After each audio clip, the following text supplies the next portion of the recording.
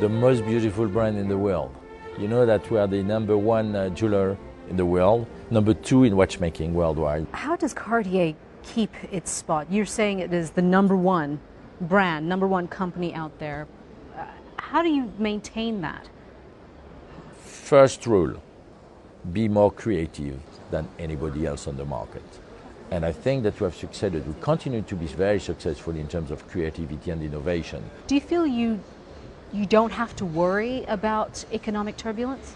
What we say is that I've always managed this maison, the Cartier maison, for the worst, which could happen. Because when the dollar goes down, I can do nothing. If there's a terrorist affair, I can do nothing. So I have always to be prepared and to manage a company to be prepared for the worst. This is why about 7, 8 years ago, I prepared the maison with this strategic geographic move with new emerging markets so that it gives a better resistance. What have you learned over the past, over the past decade or so in terms of dealing with economic turbulence, in terms of dealing with things that you cannot control, such as terrorism, such as the dollar?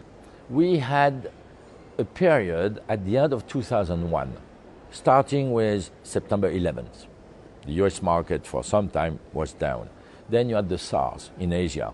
I had boutiques in Asia with just nobody in, because selling a nice piece of dream with a sales girls with gloves and a mask is not really a dream. So we had nobody at that time in our boutiques. Then you had the Iraq war. So that was a very bad period where a lot of uncertainty, and we had to be very careful by reducing very, very quickly our production tools. And what I've learned once again is that if you want to succeed during these uncertain periods, you have to be reactive, flexible, and very quick. If you've got those three words in the mindset of your people as a mindset, and that you apply in everything you do, I think you can resist quite well. What kind of trends are you seeing amongst the people who are loyal Cartier customers? What kind of trends are you seeing in terms of what people are interested in and what they want to buy? Well, they continue to be interested by jewelry for sure.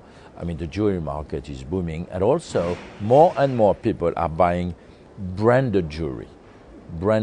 Because in the past, a lot of people used to go to their jeweler. You buy a ring, you buy something with no name on it.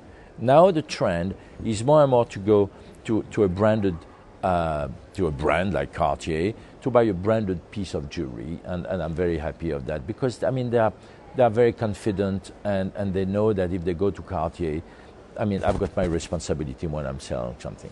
The other trend, for example, is on watches.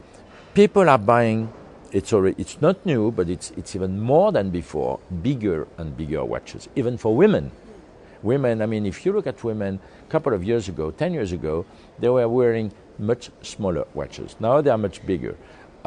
You see also jewelry watches. Jewelry watches is a very strong trend for women, obviously, and this market is booming. And luckily, I'm the leader in this market, so I'm benefiting from this trend. Maybe I've helped the trend, I must say, but that's a big trend too.